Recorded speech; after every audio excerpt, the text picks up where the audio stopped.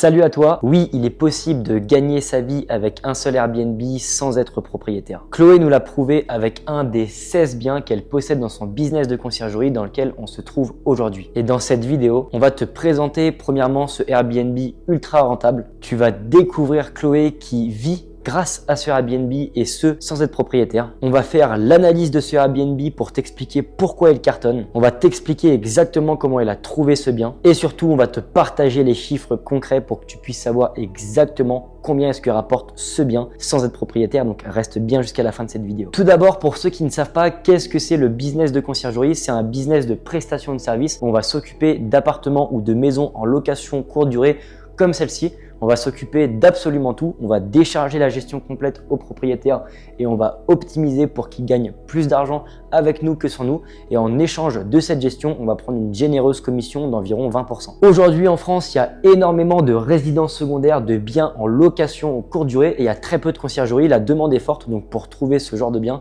il n'y a rien de très complexe. Qui je suis pour te parler de la conciergerie? Je m'appelle Martin, j'ai fondé Albâtre Conciergerie il y a maintenant 2 ans et demi avec mon associé et mon ami Ryan.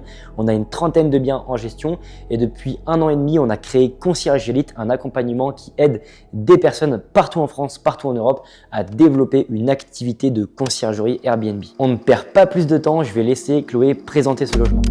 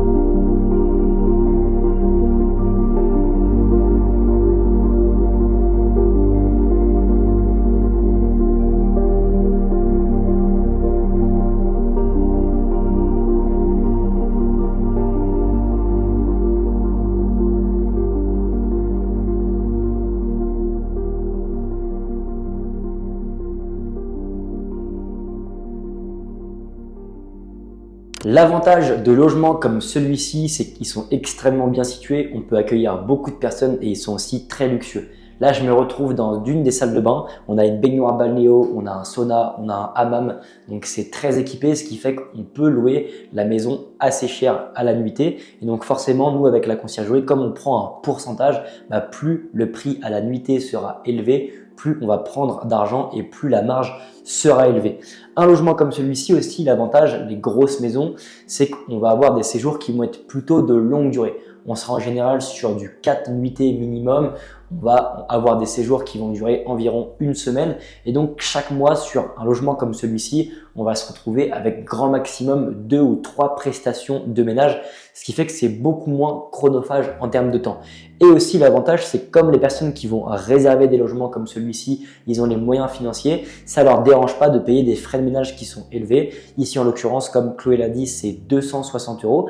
Et donc, 260 €, on va pouvoir directement déléguer la gestion du ménage, le linge et les entrées et sorties à un prestataire qui va s'occuper de tout, ce qui fait que nous, on a juste à gérer les réservations directement à distance sur l'ordi et d'encaisser les revenus à la fin du mois. Est-ce que du coup, tu peux te présenter rapidement, s'il te plaît, Chloé? Bonjour à tous, donc moi c'est Chloé, j'ai 25 ans et j'habite sur Villard-de-Lans dans le Vercors. Et qu'est-ce que tu fais dans la vie du coup, Chloé? J'ai été anciennement dans l'immobilier et depuis le mois de septembre, j'ai monté ma conciergerie Airbnb à Villard-de-Lans. Ok, donc tu t'occupes d'appartements en location courte durée, c'est ça? C'est ça. Ok, et t'as combien de biens en gestion actuellement? Là actuellement j'en ai 16. Et avant de lancer ton activité de conciergerie, tu faisais quoi avant? J'étais agent immobilier, donc je vendais des maisons dans la transaction immobilière. Ok. Sur le plateau. D'accord. Et d'où est-ce que t'es venue l'idée de créer une conciergerie? Alors dans mon ancienne activité, on cherchait en fait à se développer plutôt que faire du syndic ou de la gestion longue durée. Je voulais générer en fait plus d'argent autre que la transaction et du coup pour avoir des revenus complémentaires. Et donc, je me suis intéressée à la conciergerie. Et du coup, tu as lancé ton activité de conciergerie. C'était seule ou avec l'agence immobilière? Je me suis lancée toute seule en fait. Du coup, j'ai arrêté définitivement mon activité. Et je me suis concentrée uniquement sur la conciergerie Airbnb. Et du coup, c'est quand que tu as commencé à t'intéresser à la conciergerie? Et c'est quand aussi la première fois où tu as rentré ton premier bien? Alors, je me suis intéressée à la conciergerie, c'était dans l'été en fait, donc juillet-août. Et l'activité a démarré en septembre. Ok. Donc, tu as récupéré ton premier client après 2 mois? Dès septembre en fait, le premier mois. J'ai ouvert le 1er septembre et le 23, je signais mon premier contrat. Et ça a été quoi les premiers conseils que tu as récupérés pour développer ton activité? En fait, j'ai suivi toute la formation avec Concierge Elite. Et du coup, en moins de 2 mois, en fait, j'ai monté ma conciergerie. Avec tous les modules, c'est très simple. Ok, super. Si justement vous aussi vous êtes intéressé pour développer une activité de conciergerie, je vous invite aussi à aller voir directement en description. Il y aura un lien avec une formation gratuite. Donc l'idée c'est de vous former pour bien comprendre comment ça fonctionne exactement la conciergerie. Et dans le cas où est-ce que vous souhaitez aller plus loin, vous pouvez prendre après un appel, soit avec Ryan, soit avec moi, ou soit avec des personnes qu'on a déjà accompagnées qui ont développé leur activité. Et on pourra vraiment vous faire une étude de marché spécifique pour vous expliquer exactement combien est-ce que peut rapporter une activité de conciergerie sur votre secteur et aussi vous expliquer exactement comment est-ce qu'on peut vous accompagner comme Chloé. Et du coup, on va parler maintenant de la stratégie de prospection. Comment est-ce que tu as rentré ce bien? En fait, j'ai un prestataire, donc l'agence immobilière avec laquelle je travaillais avant. Elle m'a apporté ce client-là. Du coup, j'ai pu signer cette villa. Donc ça a été fait grâce à de l'apport d'affaires. C'est ça. Ça, c'est une stratégie qui est très efficace.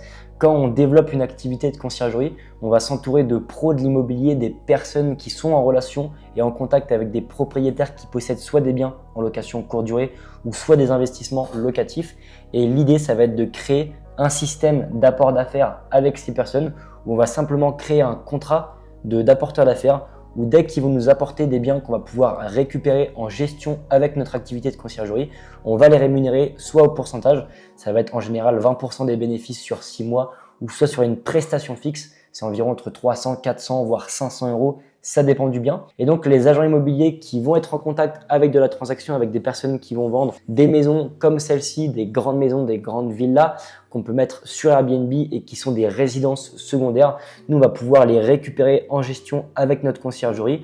Et comme ça, on va directement se rémunérer sur ce que va générer la maison sur Airbnb. En fonctionnant comme ça, on arrive à court-circuiter la prospection, à trouver des clients sans prospecter. Et ça, c'est vraiment miraculeux quand on a une activité parce que le plus compliqué, c'est de trouver des clients. Et pour trouver des clients, c'est soit on prospecte, donc on va vers le client, ou soit on fait en sorte que ce soit le client qui vient vers nous. Et donc la stratégie qu'a mis en place Chloé avec l'apport d'affaires, c'est un exemple qui fonctionne très bien. Et là, du coup, actuellement, avec ce bien, quel pourcentage tu prends? J'applique 20% comme avec tous mes autres biens que je gère. Tu appliques 20% plus un forfait ménage? Oui, c'est ça. Directement sur Airbnb. Forfait ménage? On est sur 260 €. Parce que c'est une maison qui fait quelle surface? On est sur du 230 mètres carrés. Et donc du coup, pour une maison comme celle-ci, ça se loue combien en moyenne à la nuitée? À peu près, on est sur du 400 en moyenne. Et sur les hautes saisons, on peut aller dans les 600, 700 €. Et donc là, du coup, comme on est en montagne, j'imagine que les hautes saisons, c'est en gros l'hiver, quoi. C'est ça, et l'été un peu, juillet-août. Et du coup, comme c'est un marché qui est très saisonnier, on va se baser sur un mois qui a bien fonctionné. Est-ce que tu peux me dire combien tu as gagné avec ce bien sur le plus gros mois? Alors là, c'est la période la plus forte, c'est le mois de février. On est sur du 11 200. 11 200 pour toute la gestion, le Airbnb, ce qu'a touché le propriétaire. Ça. Exactement.